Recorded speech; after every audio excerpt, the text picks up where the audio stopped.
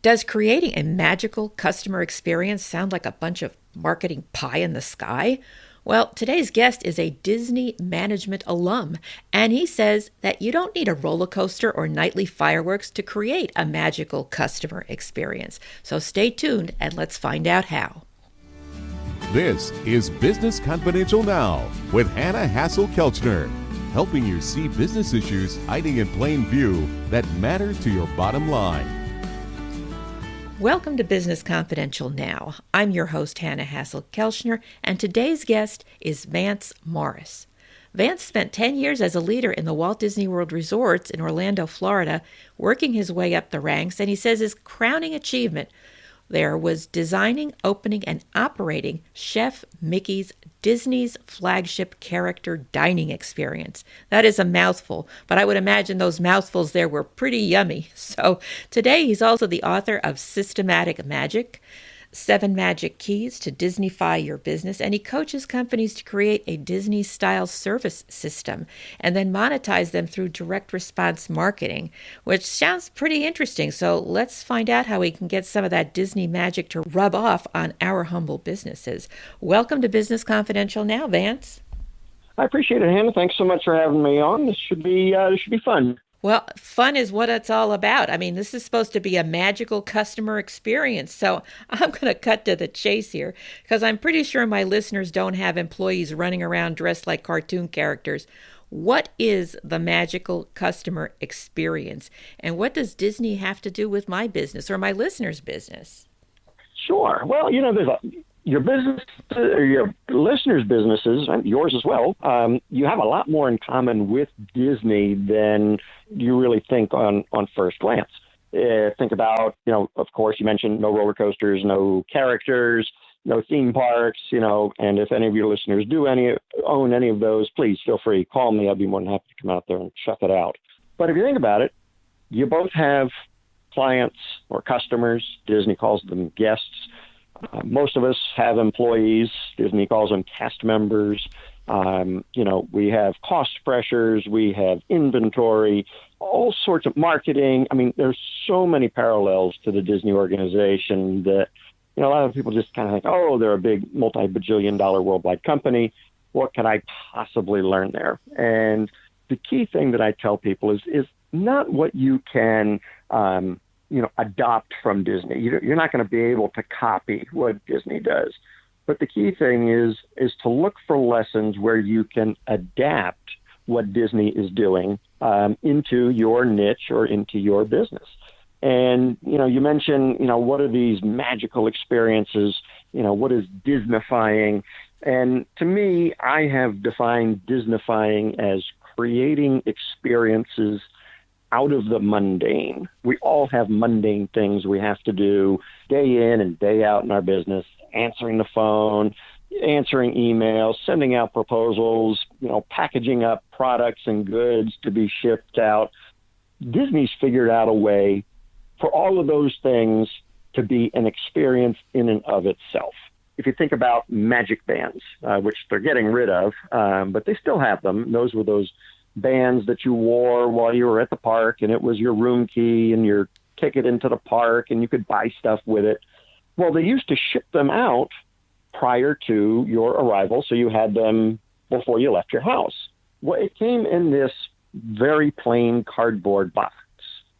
But when you opened up the box, it was like a little mini Disney World inside. I mean, it was beautiful colored paper with sparkles, and Tinkerbell was in there, and there was a cool note. And then at the same time, they're sending you an email that has a video that says, here's how to unbox your magic band, and created an experience out of something that they already had to do anyway to get you started on your vacation.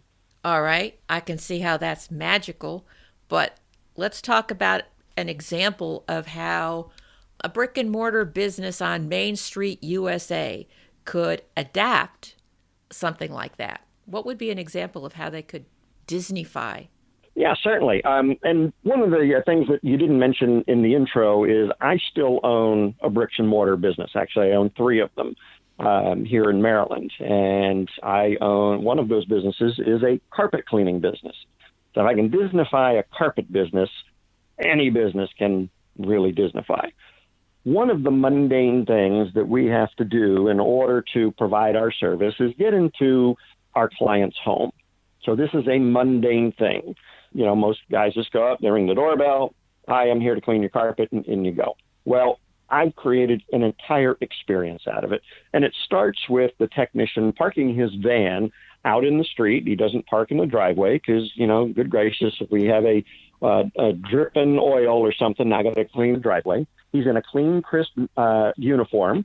He carries an extra uniform with him in case he gets it dirty on the job beforehand. He has his tool bag. He's got a special magic carpet, and he's got a gift in his hands that he's going to give the client. When he gets up to the front porch, he lays down the special carpet. He knocks on the door. He doesn't ring the bell because friends knock, salesmen ring the bell. He takes 2 steps back because the last thing you want is a big 6-foot-tall guy standing nose to nose at your screen door. This was even pre-COVID. We took those couple of steps back because you don't want to scare Mrs. McGillicuddy, who's, 86 years old. Mrs. McGillicuddy answers the door. We say, hi, my name is Stephen with ChemDry on the Shore. I'm here to make a healthy home for you. May I come in? So a lot of technicians and other companies, they just barge in. We wait till we're invited. Now, I mentioned a gift. If you think about it, when you go to a friend's house for a party or you go to, out to dinner, you typically will bring, some hors d'oeuvres or a bottle of wine over to your friend's house as just as a gift to donate to the event.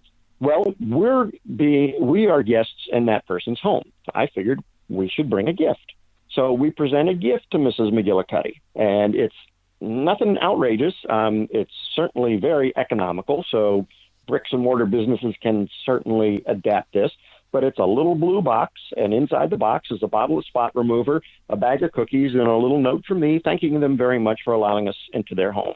Then the technician does an exaggeration of wiping his feet on the mat because we are in show business. We are, about the experience. And then he proceeds in. So that's the whole experience of one of my guys getting in the front door of one of our clients. Now, again, I want to go back to the gift real quick. See, that gift does 2 things. It, one, separates me from any other home service business out there. I mean, I don't know about you, but I've had a lot of plumbers, electricians, and water filtration guys come to the house. Not a one of them has brought me a gift. And my competitors know that I do this, and they don't even try to copy it. The other thing that the gift does is it starts a process called reciprocity. So reciprocity is that feeling of, you need to give something back because somebody gave something to you. So when I implemented this gift, and like I said, it cost about $4.85, we noticed a 26% increase in one of our cleaning packages, which to me equated to about $65,000 a year. So that's, in a nutshell, that's just one example of how you can Disneyfy something in a business. Well, what about the people that are not quite as creative as you? What advice do you have for them? Sure. I funny thing is half of what I just told you, my employees came up with on their own. A lot of the procedures that we used at Chef Mickey's at Disney came from the people who work with you on a daily basis. So certainly open it up to them. We give them parameters, but open it up to them. I always encourage people to bring their personality into their business because at the end of the day, we're not Walmart, we're not Coca-Cola, we're not Disney. We have really to separate from a dentist from a dentist. Is one is the experience, and 2 is really the personality of that person. Well, it's interesting that you mentioned dentists. I mean, what about other types of service providers in professional fields like the dentists, the doctors, accountants, architects, lawyers? Mm-hmm. They have all these professional parameters. What would be appropriate for those kinds of professions? And I don't mean Sure. the dentist offering toothbrush and a travel size toothpaste. I mean, that's just part of a normal care kit, and I don't know any dentist that doesn't do exactly that. Okay, but something like you said that would set them apart. Sure, certainly. I've worked with a lot of folks in the medical profession, the attorneys, legal profession, And again, bringing your personality into it. So let's take insurance. I worked with some insurance companies, and one of the guys that I worked with was a huge rock and roll fanatic. So he brought that personality into his office. So he had, Jimi Hendrix on the wall, posters, gold records, guitars, you name it. And he had his team answer the phone. And, most you call an insurance company, they'll say, hey, thank you for calling Dave's Allstate. How can I help you? Well, this guy had his team answer the phone. Thank you for calling Dave's Allstate, the agency that rocks. Now, one, that separates you from every other insurance agency out there. Your marketing is designed to do two things. It's designed to attract the people you want to do business with and repel the people you don't want to do business with. And certainly answering the phone that way is a great filter. Now, is everybody a rock and roll fanatic? No. I worked with a pediatric dentist, and they, decided he was a big Peter Pan fan.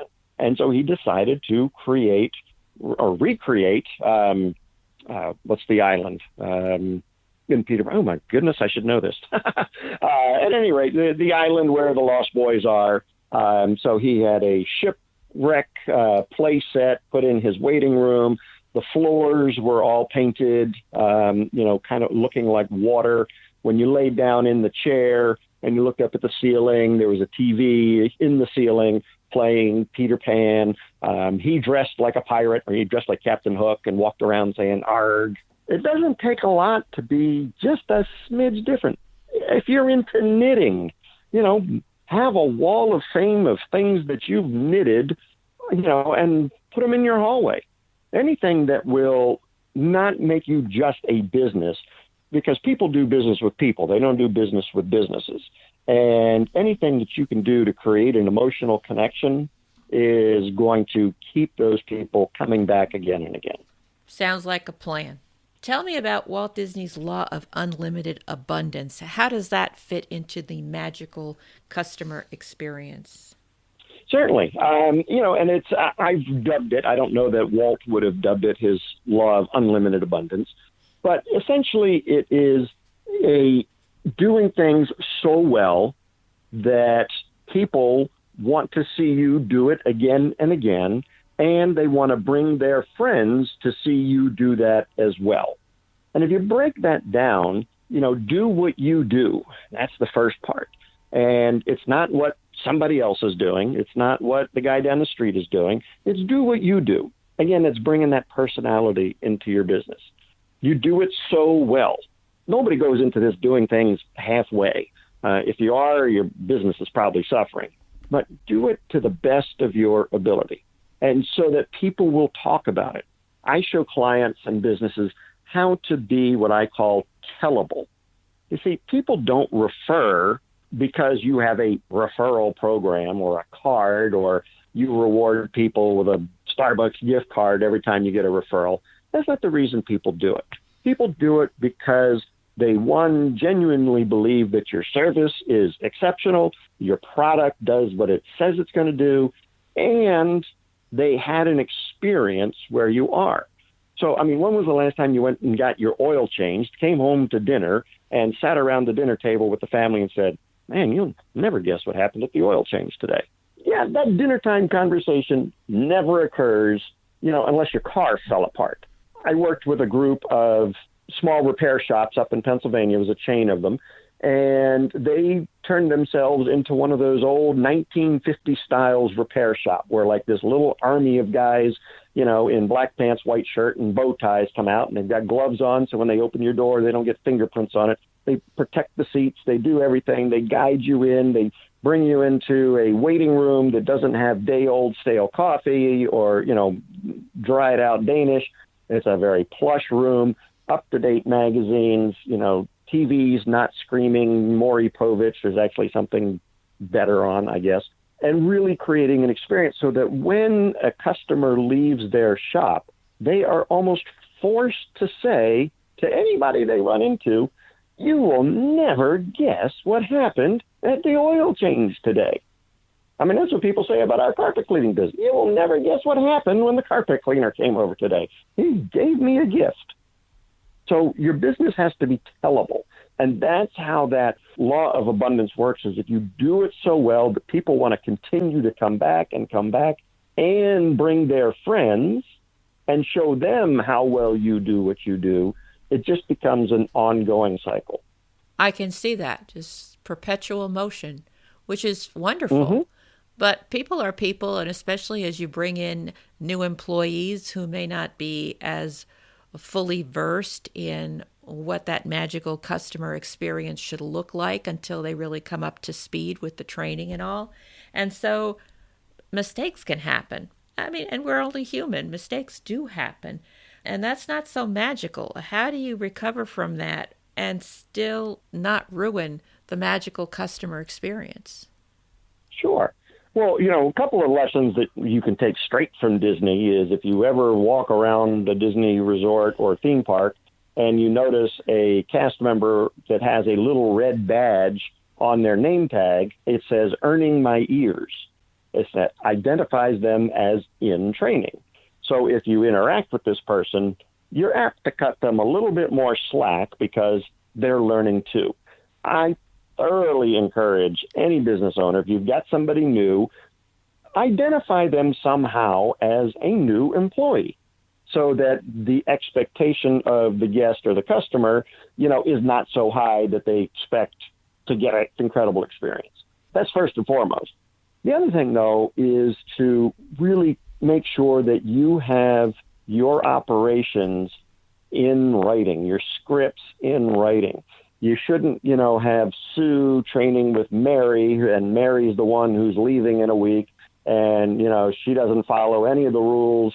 But if you gave her a binder that had all of the operating procedures of the front desk of your office, and Mary started talking, well, this is how we answer the phone. The trainee says, no, in the book here, it says we should answer the phone this way. So even if it's just a one-pager, have something in writing that your employees continually refer to. Now, as you mentioned, we're all human.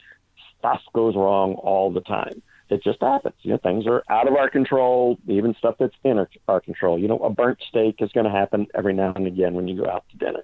How you handled that mistake will determine the recovery, and how well you do that will determine whether you win the guest over and have them come back. Sometimes when a mistake happens, the experience ends up becoming better than if nothing had gone wrong to begin with. An example of that, I took some clients out to dinner at Disney, and we went to one of those dinner time shows, and the meal ended up being, the food was fantastic, the service was a lot to be desired, but the manager was on top of things and said, hey, look, I know that we screwed up a couple of things. I've reserved a table for you in front of the stage for the next show. May I escort you over to that table and buy you a round or two of drinks? Now, the food was great. I probably wouldn't have complained about the service, but the manager, knowing that there were issues, created a much better experience than if nothing had gone wrong with to begin with. The other thing that you want to do is not let problems fester, because the longer a problem goes on, the worse it gets, and the more expensive it's going to be for you to fix it. So I always tell people, especially if you have a front desk or frontline employees, is to give them some latitude to solve guest issues or client issues that could be within their range of responsibilities. Like, the doctor is running 10 minutes late.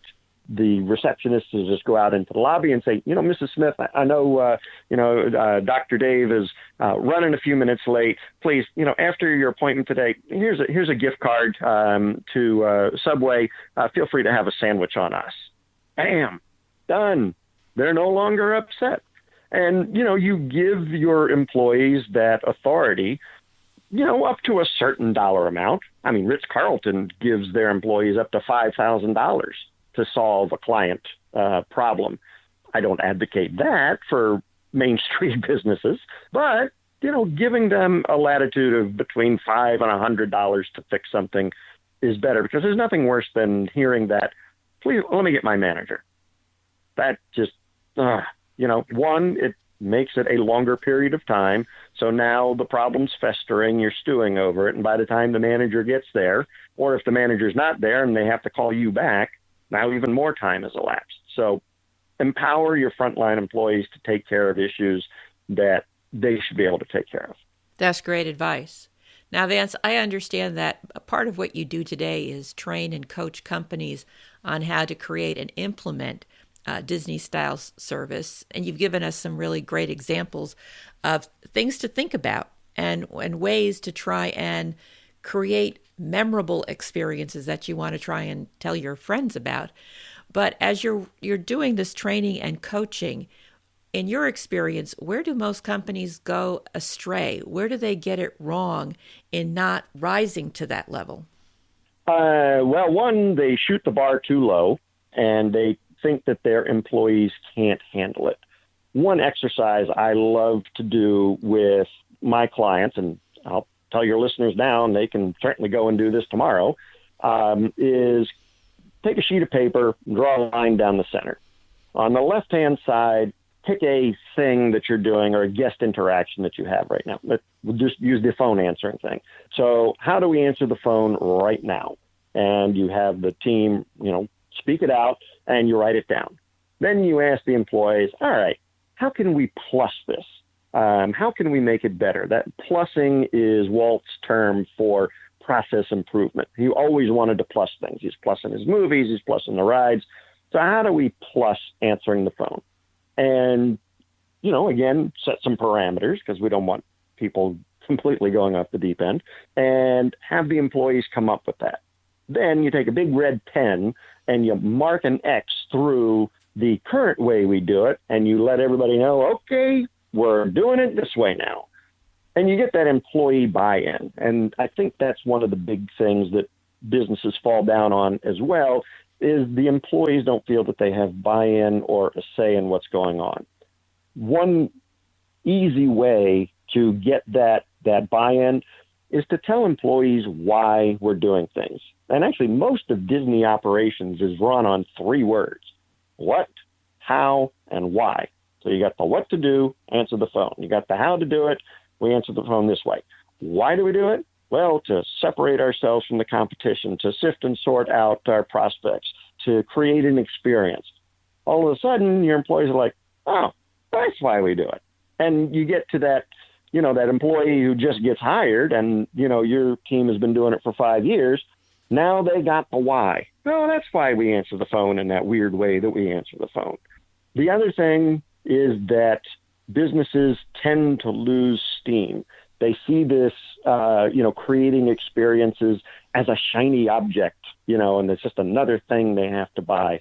And I actually turn clients down, through a day of consulting. I try to discern whether they're going to really do this, come up with it, create a procedure, create a process, and have this process continue for years, or is this just the HR department calling me in for flavor of the month just because they have some money to spend? And that's really, a shame that things just kind of peter out. It gets forgotten. And you need to have somebody, usually the owner or the principal of the business, that's driving this whole process. Very good. Well, Vance, thank you so much for sharing some of this magical customer experience peek behind the Disney curtain with us and making it more relatable to mainstream businesses, because I think that's really important. It's one thing to be bowled over by the glitz and the size of Disney and everything they've accomplished, thinking that it's untouchable, but you've showed us ways that it can be possible, and I really appreciate that. If you're listening and you want to contact Vance to learn more about how to create a magical customer experience in your business, you can find that information in the show notes along with links to his book, and you can find that at businessconfidentialradio.com. And if you know someone who could benefit from Vance's advice or who should be doing some Disneyfying in their business, please tell them about today's episodes. Share the link to the show, leave a positive review so others can see it on your podcast app, or come to lovethepodcast.com/Business Confidential and leave your comments there. So yes, you've been listening to Business Confidential Now with Hannah Hasl-Kelchner. Have a great day and an even better tomorrow.